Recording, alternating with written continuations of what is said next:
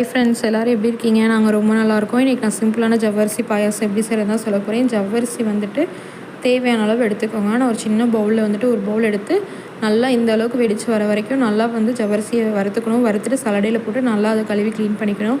அதே பவுலில் ஒரு பவுலுக்கு வந்துட்டு பாயாச சேமியா எடுத்திருக்கேன். அதையும் நல்லா வறுத்துட்டு இப்போ தேவையான அளவு வந்து தண்ணி ஊற்றி ஜவ்வரிசி இது கூட ஆட் பண்ணிவிட்டு ஜவ்வரிசி சேமியாவும் ஒரு 5 மினிட்ஸ் நல்லா வெந்துடும். வெந்ததுக்கப்புறம் இது கூட வந்துட்டு நம்ம பால் வந்து சேர்த்துக்கணும். பாலை முன்னாடியே நல்லா வந்து காய வச்சு ஆற வச்ச பாலை தான் ஊற்றணும், இல்லைனா பால் வந்து திரிஞ்சிரும். பாலையும் இது கூட வந்து சேர்த்தியாச்சு. சேர்த்திட்டு சர்க்கரை வந்து அதே பவுலில் நான் ஒரு 2 பவுலுக்கு வந்து சர்க்கரை ஆட் பண்ணியிருக்கேன். மில்க் மேட் வந்துட்டு ஒரு 4 டேபிள் ஸ்பூன் அளவுக்கு மில்க் மேடும் ஆட் பண்ணியிருக்கேன்.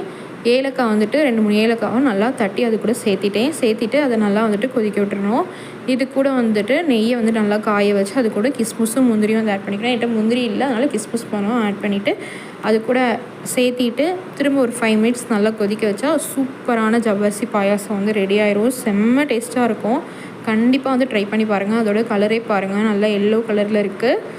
கிட்ஸ்லாம் நல்லா விரும்பி வந்துட்டு இந்த பாயாசத்தை வந்து குடிப்பாங்க. கண்டிப்பாக ட்ரை பண்ணிவிட்டு எப்படி இருக்குன்னு சொல்லிட்டு கமெண்ட் பண்ணுங்கள். அதுக்கு நம்ம சேனலை சப்ஸ்கிரைப் பண்ணாதுங்க, சப்ஸ்கிரைப் பண்ணிக்கோங்க.